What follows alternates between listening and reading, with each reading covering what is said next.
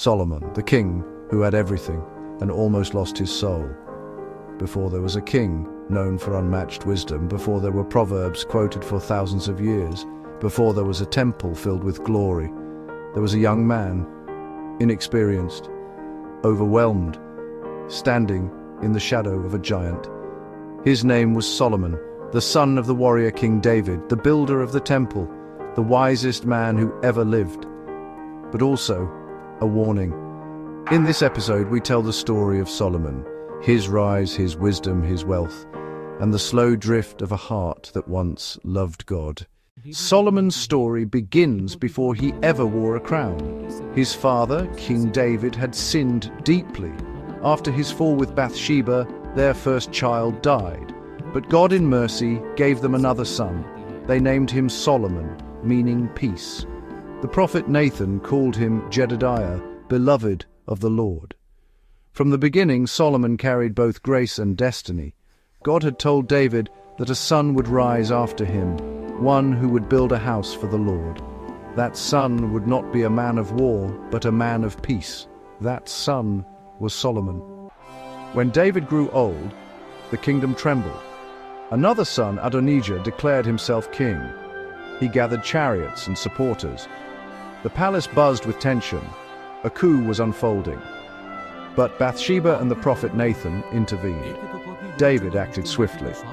Solomon was anointed king while David was still alive. The trumpet sounded, "Long live King Solomon!" And just like that, the young man was thrust into leadership over a nation. But the kingdom was fragile. Enemies remained. Political tensions simmered. Solomon's first years were marked by decisive justice, removing threats and stabilizing the throne. Then came the moment that would define his legacy. One night at Gibeon, God appeared to Solomon in a dream. "Ask, what shall I give you?" Imagine that moment. Anything: power, long life, victory over enemies, riches beyond measure. Solomon's answer changed history. He said, "I am but a little child. I do not know how to go out or come in. Give your servant an understanding heart to judge your people." He asked for wisdom, not wealth, not fame, not revenge, wisdom. And God was pleased, because Solomon had not asked for riches or the life of his enemies. God said, "I have given you a wise and understanding heart, and I will also give you what you have not asked, riches and honor."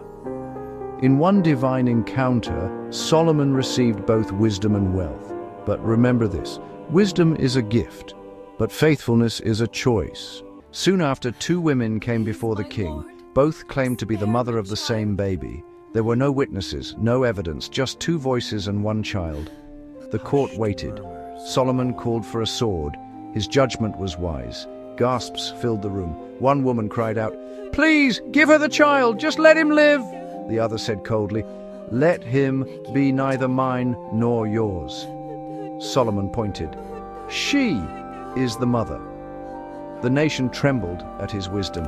It was not just intelligence, it was insight into the human heart, and news of Solomon's wisdom spread far beyond Israel. Under Solomon, Israel entered its golden age. Peace surrounded the borders.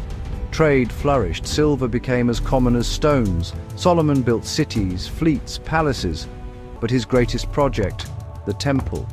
David had dreamed of building a house for God, but because he was a man of war, God reserved that honor for Solomon. For 7 years, workers labored. Cedar from Lebanon, gold overlaying the walls, intricate carvings of cherubim and palm trees. Then came the dedication day. The priests carried the ark into the most holy place, and suddenly a cloud filled the temple. The glory of the Lord descended so powerfully that the priest could not stand to minister. Solomon prayed, "Will God indeed dwell with men on the earth?" He knew this temple was not a cage for God, but a place of covenant. It was a sacred moment. He began so well. Solomon's fame reached distant lands. One day, a royal caravan arrived from the south. The Queen of Sheba had heard of his wisdom and came to test him with hard questions. Gold, spices, precious stones. She asked him everything on her heart, and Solomon answered all her questions. Nothing was hidden from him. When she saw the order of his court, the excellence of his servants, the splendor of the temple, she was breathless. "The half was not told me," she said. She declared, "Blessed be the Lord your God." Solomon had become a global phenomenon. Wisdom, wealth, influence, he had it all. But here, the story shifts.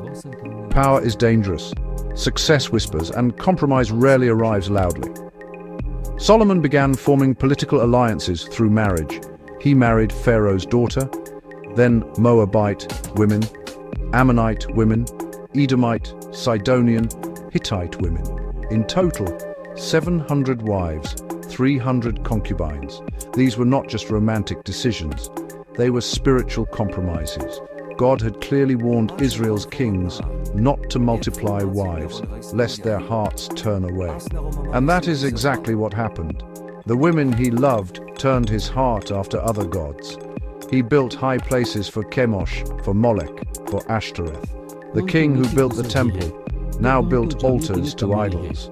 The drift was slow, gradual, almost unnoticed, but deadly. But the Bible says something heartbreaking. His heart was not loyal to the Lord his God, as was the heart of his father David.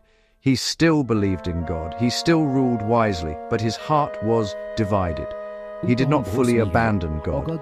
He simply allowed other loves to compete, and a divided heart is a dangerous thing. God raised adversaries against him: Hadad the Edomite, Rezin of Damascus, and a young man named Jeroboam. The kingdom was cracking beneath the surface, and Solomon, for all his wisdom, could not stop what compromise had started. Late in life, Solomon reflected. He had tasted everything: pleasure, wine, projects, music, knowledge, wealth. He wrote, "Vanity of vanities, all is vanity." He had pursued meaning under the sun and found emptiness. He realized something profound. Wisdom without obedience leads to sorrow. He concluded, "Fear God and keep his commandments, for this is man's all." After all the gold, after all the fame, after all the wives and alliances, the final lesson was simple: reverence God, obey him. That is what matters. When Solomon died, his son Rehoboam took the throne. But the people were weary from heavy taxation and labor. Rehoboam rejected wise counsel. The kingdom split: Israel in the north, Judah in the south. The golden age ended. Solomon's compromises did not just affect him, they affected generations. And yet, we still read his Proverbs. We still marvel at his wisdom. We still stand in awe of the temple he built. His story is not just tragedy. It is warning, it is wisdom, it is grace. Solomon teaches us you can start well and finish poorly. You can have wisdom and still wander. You can build something magnificent and descends and slowly neglect your soul. But he also teaches us, ask God for wisdom. Guard your heart, finish strong. Because the greatest success is not wealth, it is faithfulness. Solomon had everything, but in the end, he discovered the one thing that matters. Not gold, not fame, not influence, but a heart fully devoted to God. And maybe, just maybe, his story is not just about a king long ago. Maybe it is about us. What are we building? What are we compromising? What is quietly competing for our hearts? Because wisdom begins with this: the fear of the Lord is the beginning of wisdom. And that is where the story truly begins. If this story moved you, let it challenge you. Like Solomon, ask God for wisdom. But unlike Solomon, guard your heart to the very end. This is the Bible storyteller, and the story continues.